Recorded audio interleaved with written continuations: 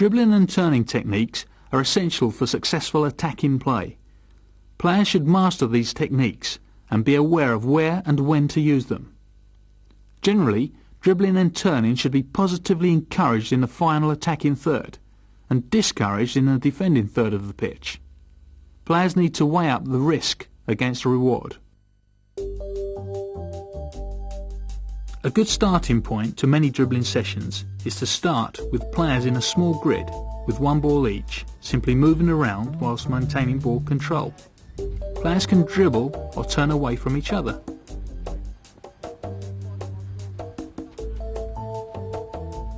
Turns can be called by the coach or even by the players themselves.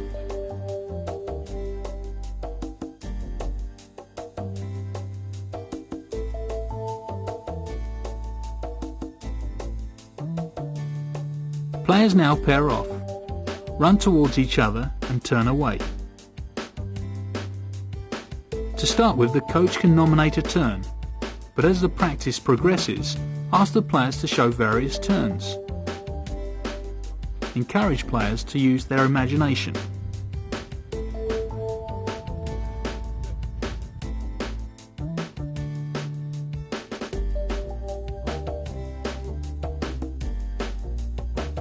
Players now work as a group in a small grid, turning away from the coach or each other and back into the direction from which they came. The coach can act as a passive defender. Players should make their turns sharp and crisp and should accelerate away quickly after the turn with the ball under control. At the start, players may be lethargic and come out of the turn at the same speed at which they go into the turn. This should be discouraged.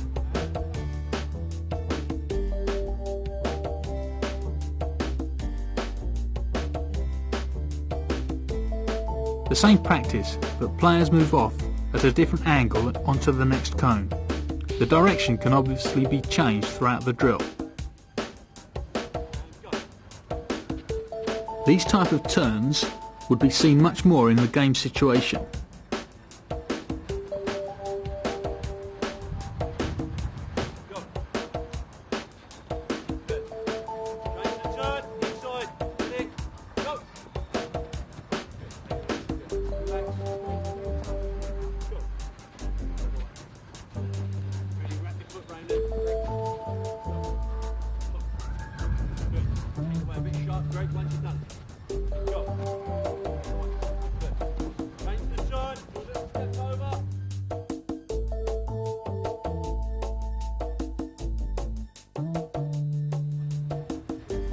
This is essentially the same practice. This time, encourage players to use a trick or a turn.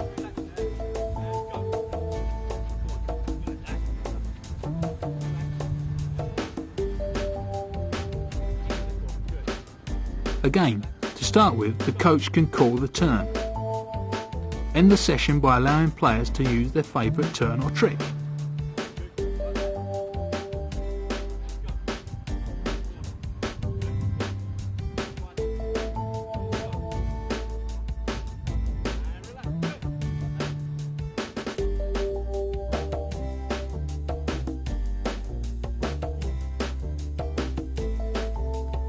Still using the same group and grids, but with a different starting position, players are made to receive a pass, go forward with the ball, turn away from pressure and go in the opposite direction, avoiding the oncoming player before making a pass.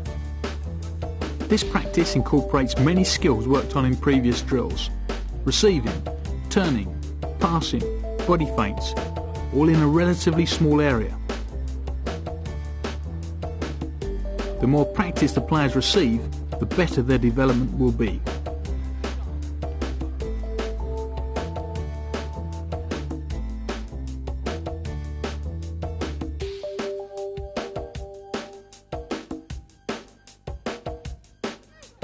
The same drill setup, but this time the ball is received from the opposite end.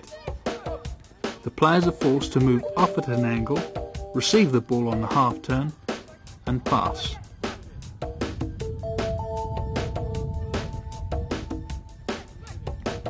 Encourage quick movement, as if the players are being marked in a game situation.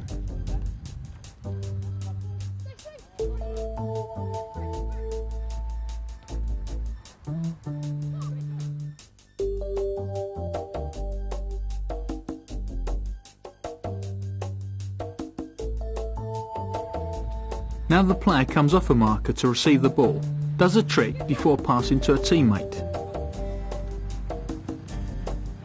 Players must be alert to avoid colliding with each other.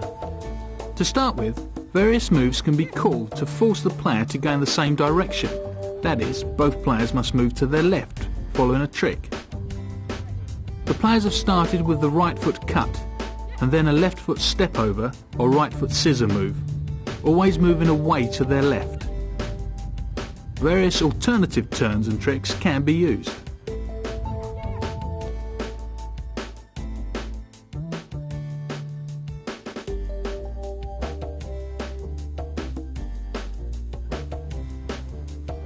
Two teams play 2v2 in the middle, with two players at either end of the grid.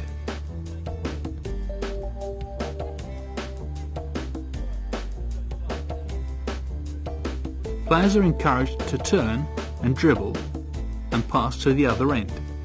Their partner must move to receive the setback. The practice keeps all players alive.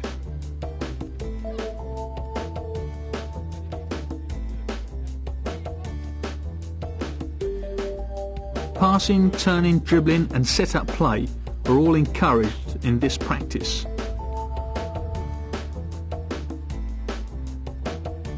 Earlier basic practices have now been developed into a more game-related drill. This is a good practice for midfield players linking up defence and attack.